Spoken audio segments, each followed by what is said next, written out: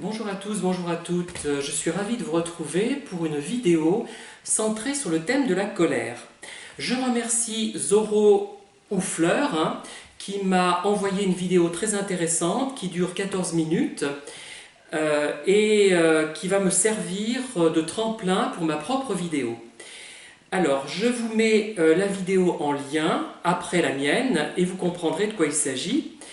Je voulais simplement vous dire que moi aussi, tout comme la personne de la vidéo que vous allez découvrir une fois que vous aurez écouté la mienne, je pense que parfois il est préférable de se passer de coach, surtout lorsque ceux-ci ne sont pas forcément honnêtes.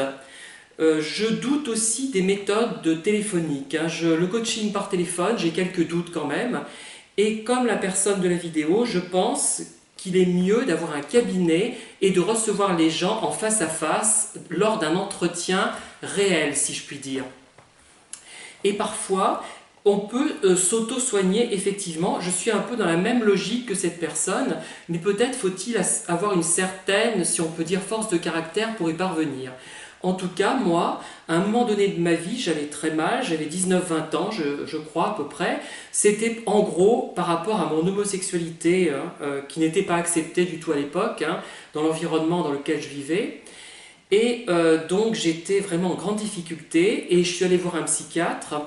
Ce psychiatre n'était pas très honnête, elle possédait une maison pour enfermer les gens en fait, et je pense qu'elle a voulu me diriger pour des raisons financières vers cet asile de fous, si je puis dire. Enfin, c'est pas le terme, mais voilà.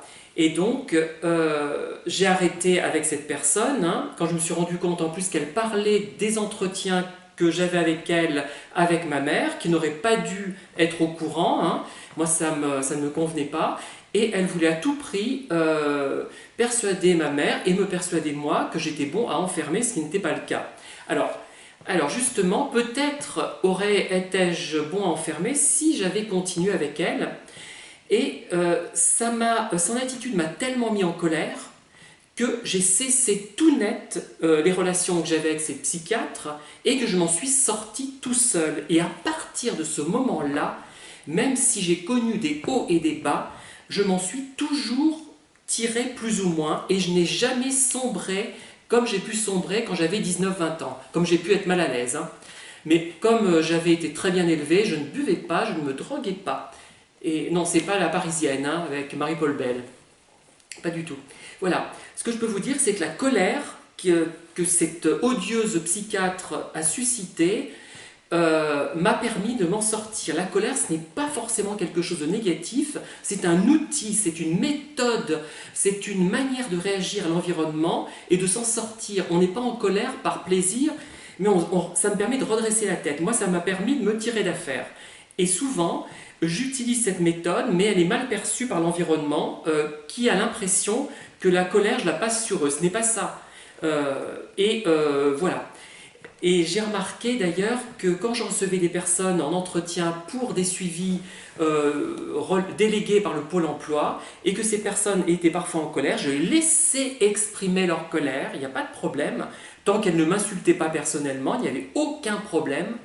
Et c'était efficace. Une fois qu'elles avaient évacué ça, ça allait déjà mieux. Même si elles avaient toujours du mal à trouver un travail, je les aidais au moins au niveau personnel, à défaut de les aider en termes de recherche d'emploi. Voilà. Donc la colère, c'est un outil utile. Il faut arrêter de dire qu'elle est mauvaise conseillère, parfois, oui, mais elle peut être très utile si on l'utilise avec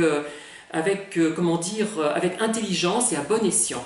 Voilà, je vous remercie de m'avoir écouté et je vous invite à écouter cette très intéressante vidéo que je mets sous la mienne.